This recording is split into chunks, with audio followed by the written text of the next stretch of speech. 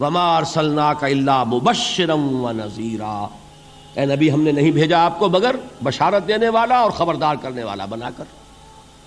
سورہ کہف میں جمع کے صیغے میں آیا وما نرسل المرسلین الا مبشرین ومنذرین، ہم نہیں بھیجتے رہے اپنے رسولوں کو مگر مبشر اور نذیر بنا کر۔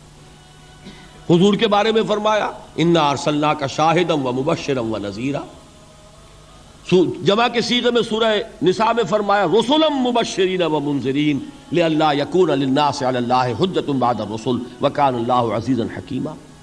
ایک ہے ابشار بشارت دینا، ایک ہے انذار خبردار کرنا، اور آپ کو معلوم ہے کہ کسی بھی تربیت کے اندر ان دونوں چیزوں کی ضرورت ہے۔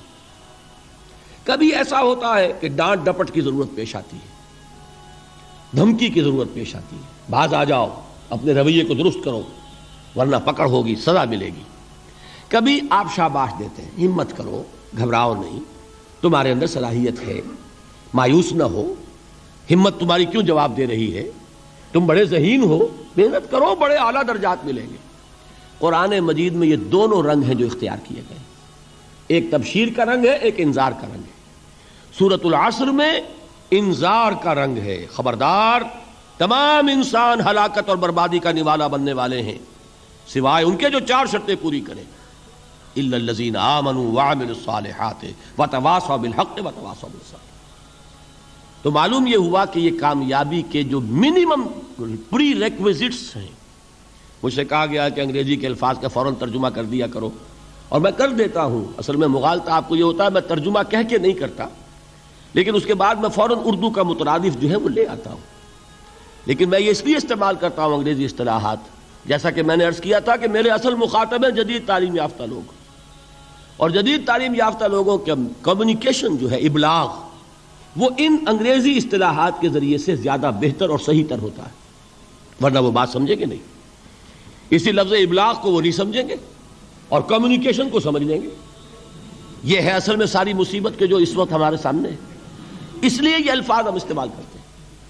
تو میں یہ کیا عرض کر رہا تھا کہ در حقیقت ان الانسان لفی خسر الا الذین آمنوا وعملوا الصالحات وتواصوا بالحق وتواصوا بالصبر، یہ منیمم پری ریکویزٹس ہیں، کم سے کم لوازم ہیں نجات کے، ان سے کم تر پر نجات کا کوئی سوال نہیں۔ اس لیے کہ قسم کھا کر اللہ فرما رہا ہے، زمانے کی قسم ہے، تمام انسان خسارے میں ہیں سوائے ان کے جو چار شرطیں پوری کریں۔ تو تیسری چیز ذہن میں یہ رکھیے، یہ چاروں شرطیں لازم ہیں، یہ بہت اہم نکتہ ہے۔ ابھی ہم نے کسی لفظ کی گہرائی میں اتر کر نہیں دیکھا ہے، ابھی تو ہم سرسری طور پر تذکر بالقرآن کے مرحلے میں ہیں۔ پہلی بات کیا معلوم ہوئی، اس میں کامیابی اور ناکامی کا ایک معیار سامنے آیا، ٹھیک۔ نمبر دو، یہ کامیابی کے کم سے کم شرائط کا بیان ہے، منیمم ریکوائرمنٹس۔ میں نے ایک مرتبہ ایچسن کالج لاہور میں جب تقریر کی سورۃ العصر پر، تو طلباء کے ذہن کی مناسبت کے اعتبار سے کہا کہ بھائی یہ فرسٹ ڈویژن کا بیان نہیں ہے، یہ تھرڈ ڈویژن میں کامیابی کا بیان ہے، اس سے کم تر پر فیلیور ہے، اس لیے کہ فرمایا گیا والعصر ان الانسان لفی خسر الا الذین آمنوا وعملوا الصالحات وتواصوا بالحق وتواصوا بالصبر۔ اسی کو میں نے اس وقت آپ کے سامنے رکھا کہ اس پر انذار کا رنگ ہے، خبردار کرنے کا انداز ہے، زجر کا، ڈانٹ ڈپٹ کا انداز ہے کہ اگر کامیابی چاہتے ہو تو یہ چار شرطیں پوری کرنی ہوں گی۔ اب تیسری بات جو عرض کر رہا ہوں یہ اہم ترین ہے کہ یہ چاروں شرطیں لازم ہیں۔ اگر اللہ تعالیٰ نے کامیابی کے لیے چار شرطیں بیان کی ہوں تو سوچئے، کیا مجھے یہ اختیار ہے کہ ان میں سے ایک کم کر دوں، دو کم کر دوں، تین کم کر دوں؟ کس کو اختیار ہے؟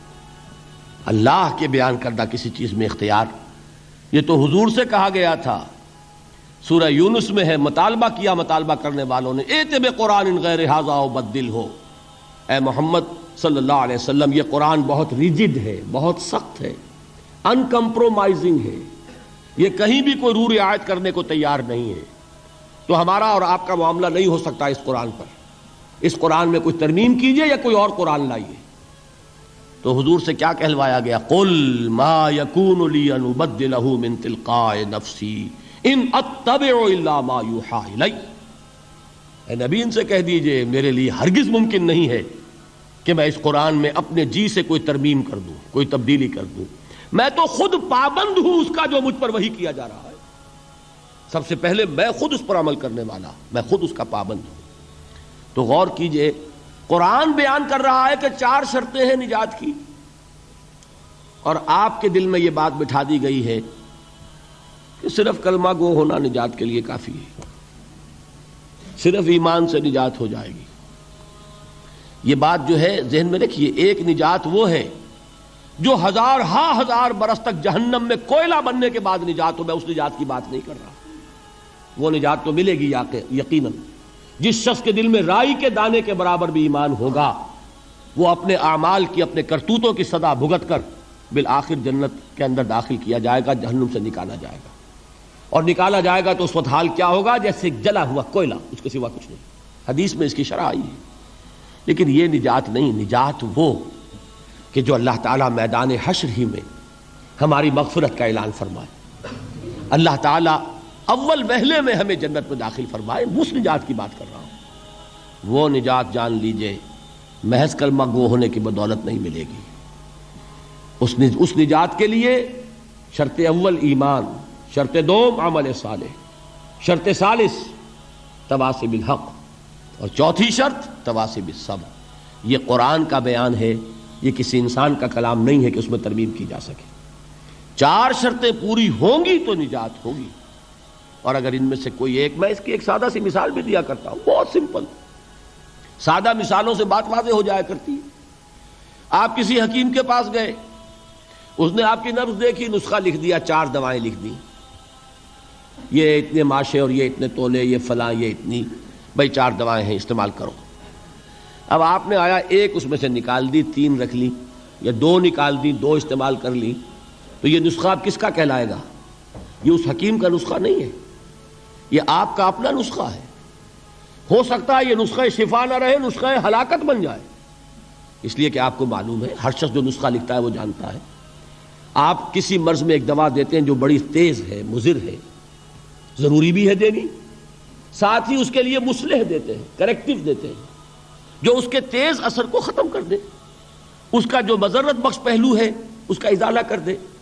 اب فرض کیجئے آپ نے وہ تیز دوا تو خوب استعمال کی، اور اس کا جو وہ کریکٹیو تھا، اس کا جو مصحح تھا، اس کو آپ نے ساقط کر دیا، تو وہ نسخہ شفا ہوگا کہ نسخہ ہلاکت؟ نسخہ ہلاکت. تو جان لیجئے یہ 4 اجزاء پر مشتمل نسخہ نجات ہے جو اللہ تعالیٰ نے ہمیں عطا فرمایا.